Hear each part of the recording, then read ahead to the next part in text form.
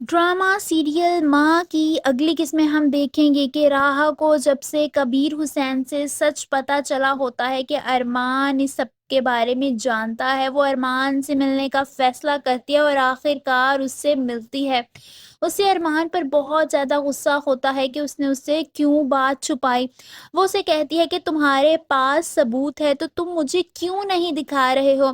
अरमान उसकी बात सुनते हुए आगे से कुछ भी नहीं कहता, जिस पर वो अरमान से कहती है कि मैंने अब्बू को बात करते हुए सुना है, वो आंटी से बात कर रहे थे।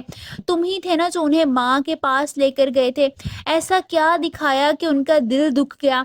अरमान राहा से कहता है कि अब मैं मजीद तुमसे दूर नहीं रहना चाहता, जिस पर वो भी उसे आगे से साफ साफ कहती है कि दूर तो तुमने खुद को मुझसे कर दिया है। वो अरमान से बहुत ज़्यादा खफा होती है और वहाँ से चली जाती है। अरमान बहुत ज़्यादा परेशान हो जाता है। वहीं आसिया बेगम अब एक दफ़ा फिर से अपने मकसद के लिए अरमान के पीछे पड़ जाती हैं।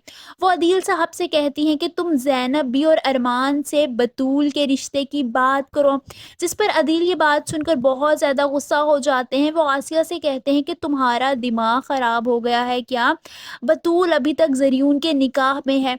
आसिया बेगम खामोश हो जाती हैं, मगर वो सोच लेती हैं कि वो अरमान का रिश्ता बतूल से ही करवाएंगी।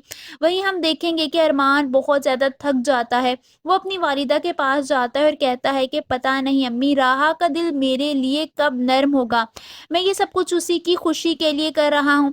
ज़ैनब भी अरमान को काफ़ी ज़्यादा समझाने लगती हैं। वहीं राहा ऑफिस में बैठी होती है जब अदील साहब इतने टाइम बाद उससे मिलने के लिए जाते हैं। वो उसके पास जाते हैं और उससे माफ़ी मांगते हुए कहते हैं कि मुझे माफ़ कर दो, मैंने आने में देर कर दी। जिस पर राहा उनसे कहती है कि देर से ही सही, मगर आपको रियलाइज़ तो हुआ। उसके मामू से माफ़ी मांगने लगते हैं अपने सारे किए की। आप सबको क्या लगता है, क्या राहा अपने मामू को माफ़ कर देगी? और क्या वो उसे ये सच बता पाएंगे कि सबके पीछे आसिया थी? कमेंट्स में अपनी राय का इजहार ज़रूर कीजिए।